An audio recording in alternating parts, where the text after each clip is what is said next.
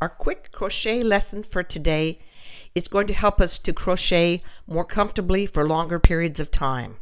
And that is by using hand exercises before we start and every 30 minutes to an hour into our crochet sessions. You'd be surprised how much this is going to help.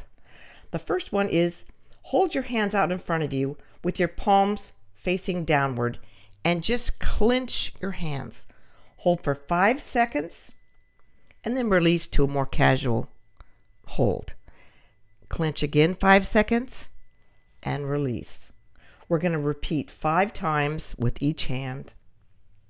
Now we're going to have our palms up and we're going to stretch our hands out as hard as we can.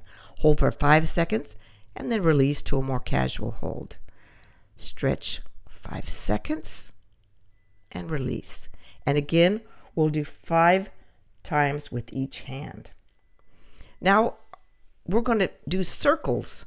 This is going to be working our wrists. Do 5 times in each direction.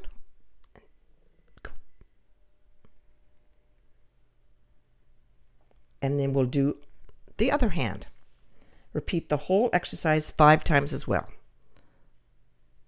Let's just go one way and then just go the other way. That's getting your wrists lubricated and rested.